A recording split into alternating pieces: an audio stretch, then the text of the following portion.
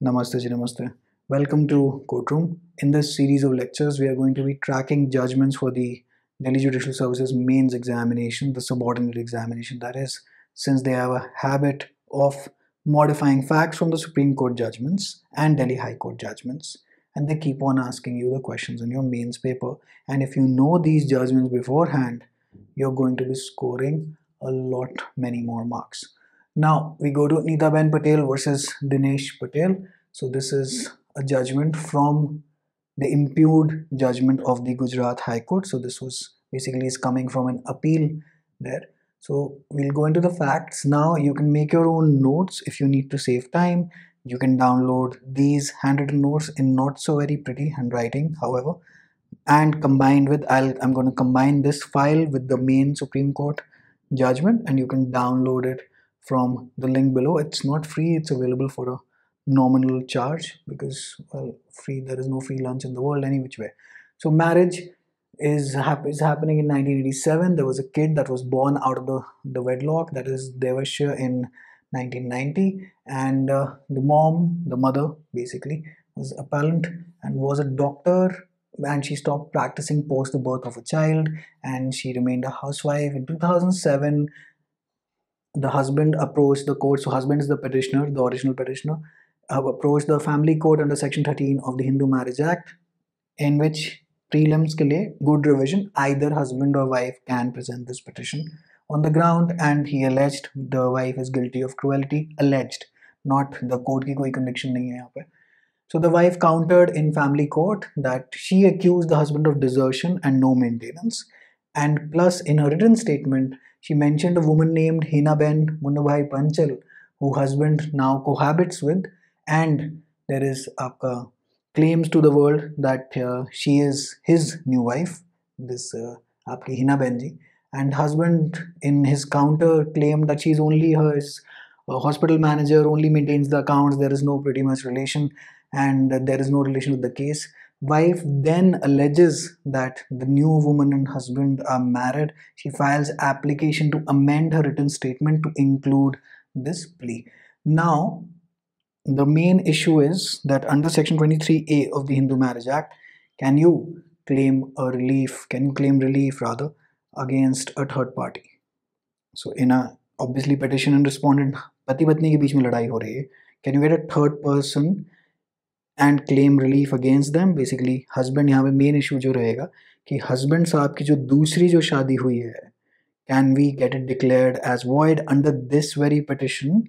And secondly, can we pray to the court to declare that marriage as void, and there is a kid also that is born out of the new wedlock, to declare that child as an illegitimate child? So we're going to go to that. So main issue क्या आ जाएगा? Section 23A of the Hindu Marriage Act, Order 6 Rule 17 of the CPC, the proviso there. All right. So we'll just go here. So mainly she filed for an amendment on her written statement, Order 6 Rule 17. So, and I think Order 8, आगे चलते हैं, अभी देखते हैं CPC में कहाँ पे है वो. So no divorce. So she claimed that was her plea, that no divorce can be granted to the petitioner because he's already living in adultery, and you need to approach court with the clean hands. All right. So main prayer was declare new marriage as void. So ये आपका काम आ गया, and the new kid out of the wedlock, declared that kid as illegitimate. So उन kid का नाम देव है, तो पहले भी देवश्य के नाम से बच्चा पैदा हुआ था. So mainly basically ये यहाँ पे 3 पैराग्राफ्स के अंदर, so this is para 35, 36 and 37 के अंदर इन्होंने ये कहा कि 35, 36 के अंदर she presented these new facts, and 37 was her prayer to declare the new marriage as void and to declare this new child as illegitimate. So the family court allowed the amendment to the written statement, but only paragraphs 35 and 36, not the prayer in 37. And petitioner relied on 23A of the HMA to include these prayers here. So now यहाँ पे main काम आ जाता है section 23A के अंदर. क्या है जी वो main काम? That is this prayer, can it come under the definition of counterclaim? So in any proceeding for divorce or judicial separation or restitution of conjugal rights. Now mind you, these are the very reliefs that you can claim under the Hindu Marriage Act, that is going from section 9 to 13 of the Hindu Marriage Act, the respondent may not only oppose the relief sought on the ground of petitioner's adultery, cruelty, or desertion. So petitioner भैया की यहाँ पे may not only but also make a counter claim for any relief under this act on that ground. All right, great. And if the petitioner's adultery, cruelty, or desertion is proved, the court may, so it's not shall, may give to the respondent any relief under this act. Any relief under this act. So any relief under the act, HMA के अंदर क्या relief आप लगे? Section 9 till 13, right? To which he or she would have been entitled if he or she had presented a petition seeking such relief on that ground कि भाई पति पत्नी और वो वाली situation में अगर वो दूसरी साइड पहले पहुंच जाती petition लगा के, तो कोर्ट उनको भी ये रिलीफ ग्रांट कर सकता है. ठीक है जी. So the wife appealed against family court का जो काम हुआ था कि पैराग्राफ 35 36 आपने अलाउ कर दिया और पैरा 37 आपने नहीं अलाउ करा. And husband to challenged the allowing of para 35 36 की जी बीवी की जो नई कहानी थी, how is this being allowed, मतलब ये तो अच्छी बात नहीं है कि that you are allowing this, right. So now what is happening in the appeal, the appellate stage in the Gujarat High Court, that Gujarat High Court allowed husband's writ and dismissed wife's challenge, and the ratio that they used was that amendment could not be allowed at such a belated stage. The High Court, however, observed that wife can file a separate suit for declaration of the second marriage as void. कि भाई यहाँ पे थोड़े ना आप third party को कैसे घसीट लेंगे 23A के अंदर. And now we are in Supreme Court. Now rather we were in Supreme Court as of today. So the main argument was that thanks to paragraph 37, the counter claim जो है, this falls, आपका जो paragraph 37 falls under the counter claim, is a counter claim under section 23A. So the main submissions by wife is, we didn't know about marriage as it came on record during the cross of respondent in 2017. अब जब पता चलेगा तभी तो court में बताएंगे ना. And produced marriage certificate which was exhibited. Always use the language that evidence was exhibited. Stuff such as this language, क्योंकि LLB semester exam में आप कुछ भी लिख रहे थे नंबर मिल जाते थे, यहाँ नहीं मिलते. Language is very particular in mains answers. So HC has erred in order 6. So this is basically the wife's contention in आपका in the Supreme Court. So order 6, which reads as pleadings generally, and we go to rule 17 and we go to the proviso, provided that no application for amendment shall be allowed after the trial has commenced unless the court comes to the conclusion that in spite of due diligence the party could not have raised the matter before the commencement of trial. So they relied on कि भाई court can allow it. तो ऐसे मतलब our submission to include it in the paragraph 37 that is there, to include it in the written statement, this really does not apply. And then she goes to order 8 in written statement, set off and counter claims. आपका new ground of offense, the defense in rule 8 and subsequent pleadings were relied upon in rule 9. So यहाँ पे अब her main argument beyond the CPC is जब written statement file होने के बाद ही पता चला, thus bar and proviso of order 6 rule 17 is not applicable to our main case. That is, the main submission is this. ठीक है जी, आगे चलते हैं. Since we won't go into the details of CPC because not required, this primarily is a family law question, will relate, if this shows up in the exam, will relate to section 23A of the Hindu Marriage Act. Fun fact, please try to find out which amendment brought in 23A hai, right? So it has come in by an amendment.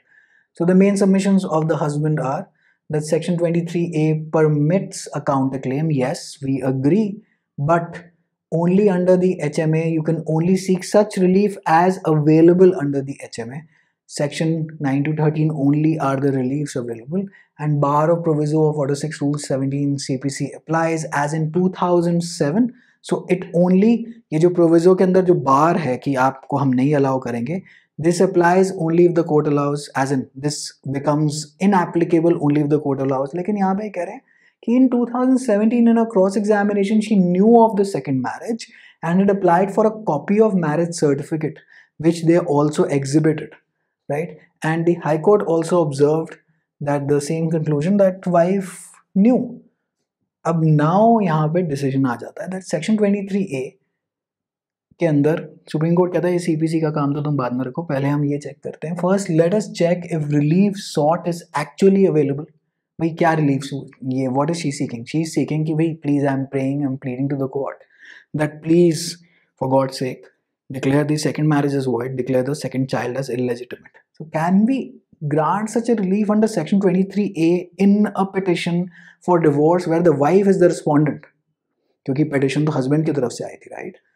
So the relief available under the HMA is section 9, section 10, section 11. Basically section 9 is RCR, section 10 judicial separation, section 11 and 12 is declaration of marriage between petitioner and respondent as void. Petitioner and respondent not a third party. And section 13 is divorce. So one can claim these reliefs under the counterclaim and they cannot extend to third parties. So this is why this judgment is important.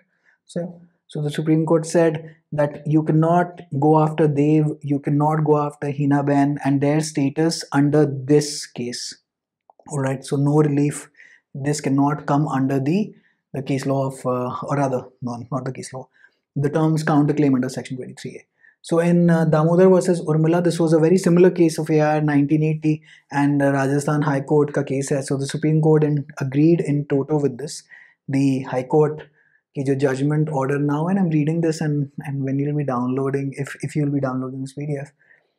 So in the future lectures, I'll try to improve the handwriting, etc. I'll try to present it better based on the response that I get for these notes.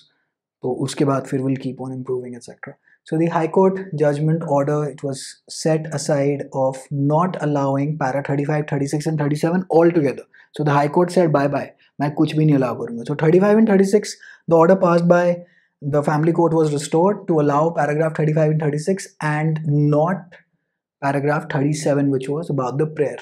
So net, the written statement was amended. Basically the prayer to amend was allowed, but 37, inclusion of the prayer to declare it, was not allowed.